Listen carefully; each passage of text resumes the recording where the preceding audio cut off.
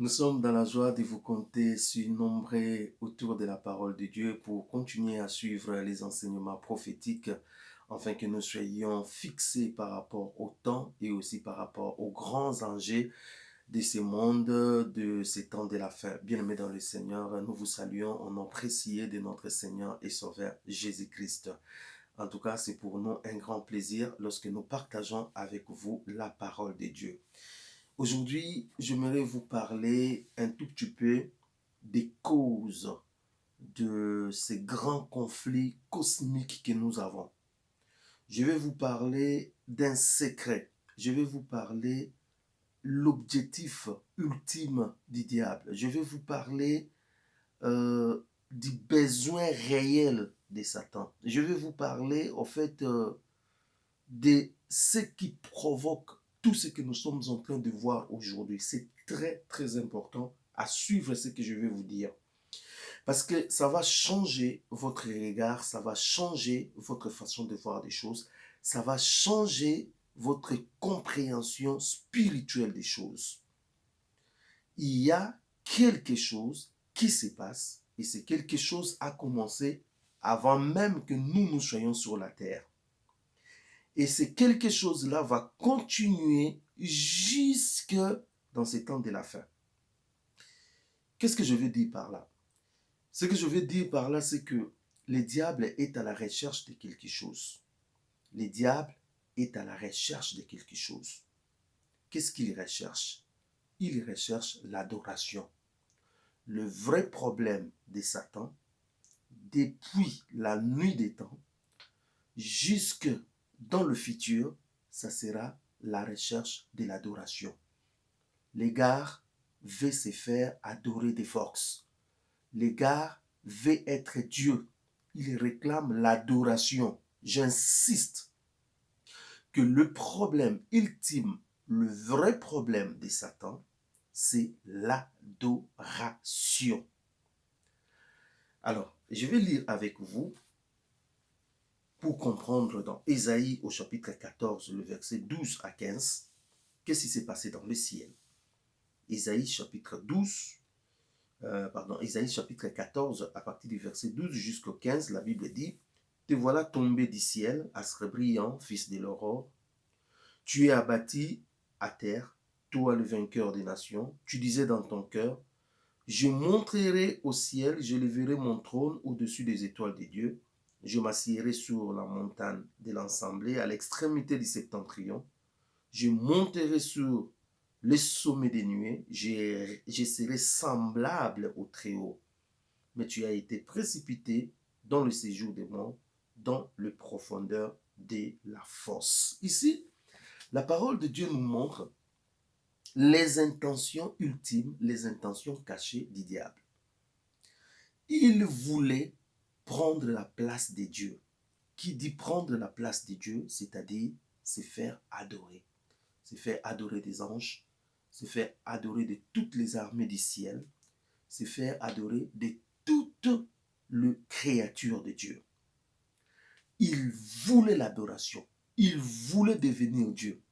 Mais le problème, c'est que Satan n'est pas Dieu. Satan est une créature.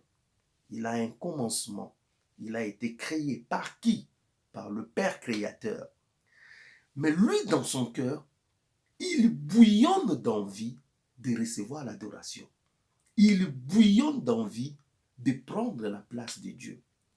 Eh bien, c'est lorsque Dieu a trouvé dans son cœur des désirs tellement impurs, des désirs tellement malsains, c'est lorsque Dieu a découvert dans son cœur, il a trouvé dans son cœur que les gars avaient des mauvaises intentions. Après avoir corrompu les un tiers des anges, eh bien, il a été précipité sur la terre. Qu'est-ce qui a fait que le diable soit chassé du ciel? C'est parce qu'il voulait être adoré comme Dieu.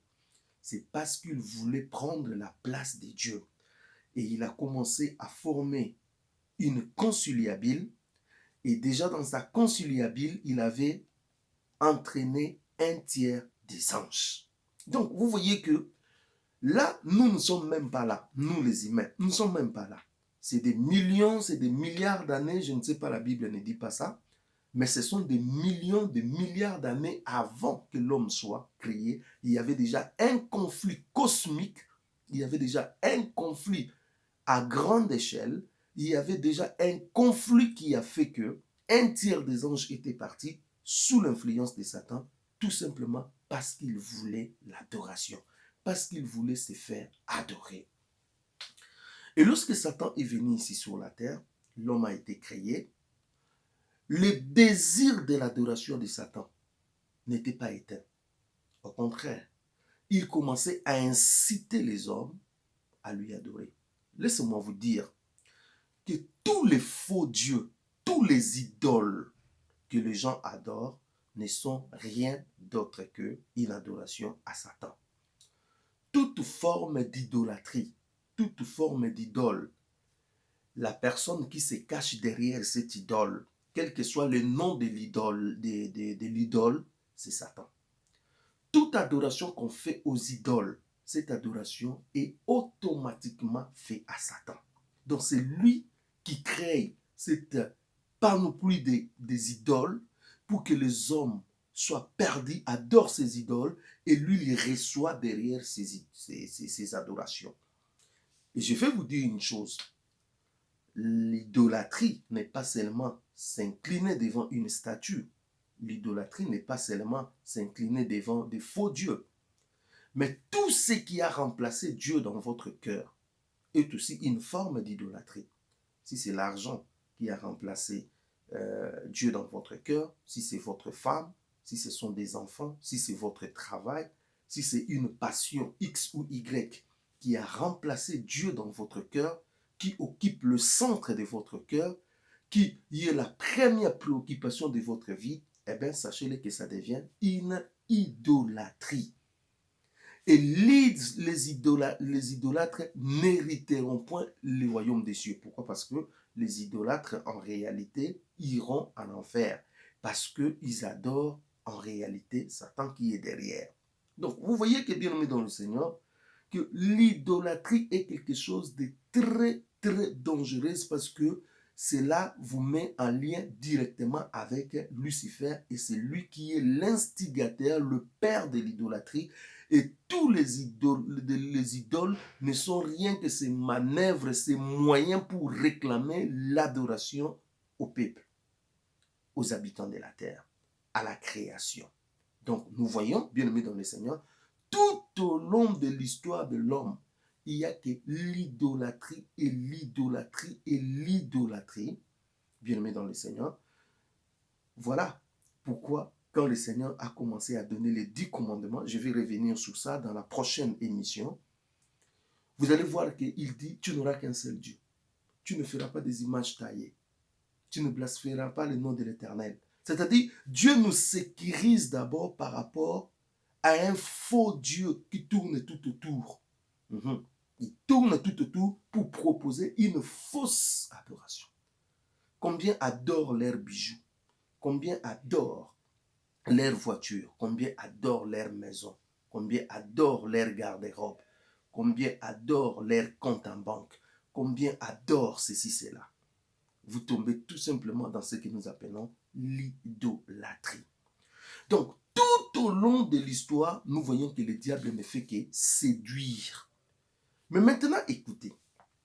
Dans Luc au chapitre 4, le verset 5, lorsque Jésus fut tenté par le diable, la Bible dit, le diable l'ayant élevé lui montra en un instant tout le royaume de la terre, le verset 6, et lui dit, je te donnerai toute cette puissance et la gloire de ce royaume, car elle m'a été donnée, je te la donne, je donne à qui je vais, si donc tu te prosternes devant moi, elle sera tout à toi. Donc le diable dit à Jésus, si tu te prosternes devant moi, je te donne tout ça. C'est-à-dire, si tu m'adores, en gros. Hein? Le diable dit à Jésus, si tu m'adores, moi je te donne le plaisir, les richesses de ce monde. Vous voyez? C'est-à-dire, il est prêt à faire des concessions, il est prêt à faire comment on dit, des échanges, il est prêt à donner quelque chose dans le but de recevoir seulement l'adoration. Et là, nous sommes en face de Jésus, qui est le Créateur. Il n'a même pas peur. Il a osé de lui proposer une sorte de deal, de dire que non, j'ai besoin de ton adoration. Vous voyez, le gars est tellement avide du pouvoir, le diable est tellement assoiffé, il est tellement en quête d'adoration qu'il est prêt à sacrifier, il est prêt à donner, il est prêt, je ne sais pas quoi, seulement dans le but de recevoir l'adoration. Faites attention, frère bien-aimé dans le Seigneur, qui t'y adore? C'est ça la grande question. Qui tu adores? Qui occupe le centre de votre intérêt? Quand vous vous réveillez le matin, qu'est-ce que vous faites en premier lieu? Vous vous précipitez sur votre téléphone? Vous adorez votre téléphone. Vous vous précipitez sur WhatsApp? Vous adorez WhatsApp. Vous vous précipitez sur Facebook? Vous adorez Facebook. Vous vous précipitez sur quoi? Sans même dire un mot au Seigneur, sans même dire merci à Jésus, sans même adorer le Seigneur. Déjà, vous êtes dans cela. Eh bien, ça, c'est votre adoration. Et ça va directement au diable. Vous êtes déjà... En fait, chacun est esclave de ce qui a triomphé en lui. Qu'est-ce qui a triomphé à vous? Ce qui a triomphé à vous, eh bien, c'est ce qui est votre maître. Or, le Seigneur dit, vous ne pouvez pas servir deux maîtres au même moment. Car vous allez aimer l'un et vous allez haïr l'autre. Qui voulez-vous servir? Dieu ou Satan? Jésus dit, moi et ma maison, nous servirons l'Éternel. Qui voulez-vous servir? Bien-aimé dans le Seigneur, voyez ici, le diable n'a pas peur de demander à Jésus-Christ de l'adorer. Cela veut dire se sérieux. Si le diable a demandé à Jésus-Christ de l'adorer, à combien plus forte raison moi et vous? Ah ben il va demander. Il va demander. Il va demander. C'est pour cela la plupart des hommes de Dieu, ils sont tombés dans ces pièges. Ils ont eu des voitures, ils ont eu des fortunes, ils ont eu tout. Mais ils ont adoré Satan. Ils sont devenus occultistes. Ils sont devenus braqués dans le plaisir de ce monde. Ils ont tout confondu, ils ont tout mélangé. Ils sont aujourd'hui serviteurs, adorateurs de Satan. Vous voyez? Parce que la pression est si forte, parce que la tentation est si forte, parce que le diable met un paquet pour séduire. Si il a proposé à Jésus, cela veut dire il va proposer à tout un chacun de nous. Le diable est en quête d'adoration. Il veut l'adoration. Il veut l'imposer à tout le monde. C'est pour cela. Nous arrivons au temps où bientôt l'Antichrist va entrer en action. Nous arrivons au temps où la dernière semaine de Daniel va entrer en jeu. Nous arrivons au temps où le royaume de l'Antichrist, la dernière partie, va être là. Déjà, nous voyons tous les préparatifs. Déjà, nous sommes cernés. C'est-à-dire, il manque que des petites choses qui vont nous faire entrer. Nous sommes déjà au niveau du frontière. Mais qu'est-ce qui attend là-bas? Pourquoi est-ce que l'Antichrist doit venir? Pourquoi est-ce que le diable doit régner? Pourquoi c'est 7 ans? Qu'est-ce qui va se passer? Quelles sont les manœuvres qui se cachent derrière? Ce qui se cache derrière n'est rien d'autre que l'adoration. Je dis, ce qui se cache derrière n'est rien d'autre que l'adoration. Vous lisez dans Apocalypse au chapitre 13, le verset 1 à 6, la Bible dit, « Et il s'étend sur le sable de la mer, puis je vis monter de la mer une bête qui avait 10 cornes et 7 têtes, et sur ses cornes 10 diadèmes, et sur ses têtes des noms de blasphème. La bête que je vis était semblable à un léopard, ses pieds étaient comme ceux d'un ours, et sa gueule comme une gueule de lion. Le dragon lui donna sa puissance et son trône, et une grande autorité. Et je vis l'une de ses têtes comme blessée à mort, mais sa blessure mortelle fut guérie. Et toute la terre était dans l'admiration derrière la bête. » Écoutez ce que la Bible dit maintenant. Et ils adorèrent les dragons. Ils ont adoré les dragons. Les dragons, c'est d'abord Satan. Parce qu'il avait donné l'autorité à la bête. Donc les gens vont adorer Satan parce qu'il a donné l'autorité à la bête, à l'Antichrist. Écoute ce qui continue, il dit, Ils adorèrent la bête, c'est-à-dire ils vont adorer aussi l'antichrist, en disant, qui est semblable à la bête et qui peut combattre contre elle? Et il lui fit donner une bouche qui proférait des paroles arrogantes et des blasphèmes, et il lui fit donner le pouvoir d'agir pendant 42 mois, et elle ouvrit sa bouche pour proférer des blasphèmes contre Dieu, pour blasphémer son nom et son tabernacle et ceux qui habitent dans le ciel. Donc nous voyons que dans la première partie de la bête qui est montée de la mer, deux fois on utilise l'adoration. On dit les habitants de la terre vont adorer les dragons parce qu'il les a donné l'antichrist. Parce que, en fait, il a donné son pouvoir à l'antichrist. Et aussi, les habitants de la terre vont adorer l'antichrist. Vous voyez que les enjeux de la dernière semaine de Daniel, les enjeux de la fin des temps, les enjeux qui nous attendent, moi et vous, c'est l'adoration. Il n'y a pas richesse, ceci, il n'y a pas diamant, il n'y a pas or, il n'y a pas l'argent, il n'y a pas continent, il n'y a pas un territoire. Non. Le diable veut l'adoration. Et il le veut. De force ou de gré, il le veut. Quand vous lisez maintenant la deuxième partie, l'autre bête qui est montée de la terre, Apocalypse chapitre 13 à partir du verset 11, écoute ce qui est dit. Puis je vis monter de la terre une autre bête qui avait deux cornes semblables à celles d'un agneau et qui parlait comme un dragon. Elle exerçait toute l'autorité de la première bête et en sa présence. Et elle faisait que la terre et ses habitants adorèrent la première bête, dont la blessure mortelle avait été guérie. Elle opérait des grands prodiges, mais même jusqu'à faire descendre le feu du ciel sur la terre. À la vue des hommes, elle séduisait les habitants de la terre par le prodige qu'il était, qui lui était donné d'opérer en présence de la bête, disant aux habitants de la terre de faire une image, de faire une image à la bête qui avait la blessure de l'épée et qui vivait. Et il lui fit donner d'animer l'image de la bête, afin que l'image de la bête parlât et qu'elle fit que tous ceux qui n'adoreront pas l'image de la bête fissent tuer, ainsi de suite. Bien aimé dans le Seigneur, nous voyons ici que la deuxième bête qui monte, c'est-à-dire le faux prophète qui monte en appui, en soutien de la première, oblige, séduit, il pousse les gens aussi à adorer. Deux fois encore, le mot adoration revient. Donc, c'est-à-dire, ce passage d'Apocalypse 13, du 1 à 16, il y a quatre fois où on parle de l'adoration au dragon, à la bête, ainsi de suite. C'est-à-dire, vous voyez que les grands enjeux, les enjeux bien-aimés dans le Seigneur, qui nous attendent, c'est l'adoration. Le diable veut l'adoration. Il ne veut pas une autre chose. Il veut se faire adorer. C'est pour cela, dans 2 Thessaloniciens, on nous dit qu'il va aller de force dans le nouveau temple qui sera construit à Jérusalem. Je vous informe qu'il y aura un troisième temple qui sera construit à Jérusalem.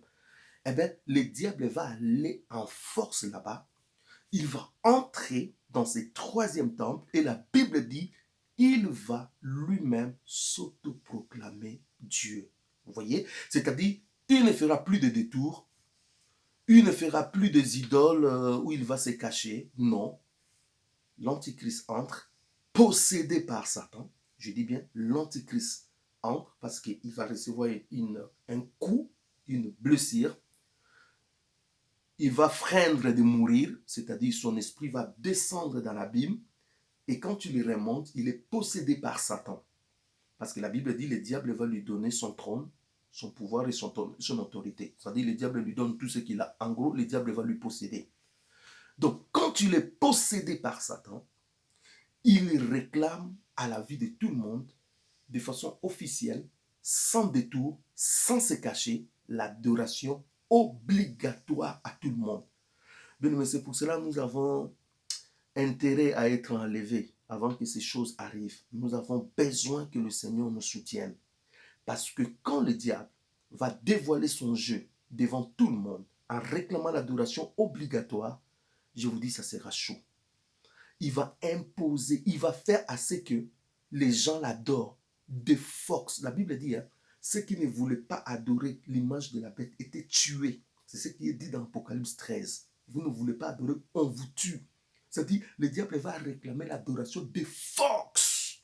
Le problème de Satan, c'est la quête de l'adoration, la recherche de l'adoration. Il veut l'adoration. Il ne suffit pas. C'est-à-dire, l'adoration de ces démons ne suffit pas. L'adoration de ces, comment on dit, de ces agents ne lui suffit pas. L'adoration de ce que le monde lui donne déjà ne suffit pas. Il veut maintenant l'imposer. Il veut prendre la place de Dieu comme il n'a pas réussi à le faire au ciel. Il veut maintenant, ici sur la terre, imposer son jeu, imposer son trône, imposer son autorité. Il veut des forces être adoré comme Dieu.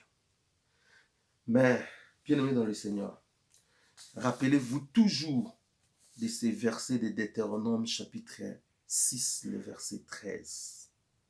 Jésus lui répondit, il est écrit, tu adoreras le Seigneur ton Dieu et tu le serviras lui seul.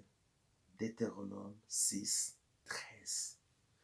Prends un engagement dans votre vie de n'adorer et de ne servir que Dieu et Dieu lui seul. Tout ce qui peut arriver, que vous soyez dans la disette, dans la famine, que vous soyez dans des problèmes, dans la maladie, que vous soyez dans le tourment, dans la persécution. Deutéronome 6, 13. Je n'adorerai que Dieu et je lui servirai lui et lui seul. Ça doit être quelque chose qui est au fond de nous. Tu adoreras le Seigneur ton Dieu et tu le serviras lui et lui seul. Tu adoreras le Seigneur ton Dieu de tout ton cœur, de toute ton âme, de toutes tes forces, de tout ce qui est en toi, de tout ton être. Adore Dieu lui et lui seul. C'est ça les enjeux qui nous attendent. Chacun de nous doit être déterminé comme le Seigneur Jésus. Malgré ce que le diable peut te proposer, dis non. Reste sur tes appuis. Même s'il faut qu'on te coupe la tête, qu'on te coupe la tête. Même s'il faut que tu sois assassiné, martyrisé, accepte. Mais n'adore jamais le diable, ni ce qu'il te propose. Reste ferme qu'avec le Seigneur. Que Dieu vous bénisse, bien-aimés dans le Seigneur. Soyez bénis, vous qui avez eu l'opportunité de nous suivre par cette vidéo. Soyez bénis si vous avez besoin de quelques enseignements complémentaires par rapport à la fin des temps et par rapport à la prophétie. Vous pouvez aller dans notre site web www.laprophétie.org. Je dis www.laprophétie.org. Ou soit si vous voulez avoir quelques enseignements complémentaires par rapport à la prophétie, vous pouvez aller dans notre compte YouTube. Vous pouvez aller dans notre playlist la prophétie ou bien la fin des temps.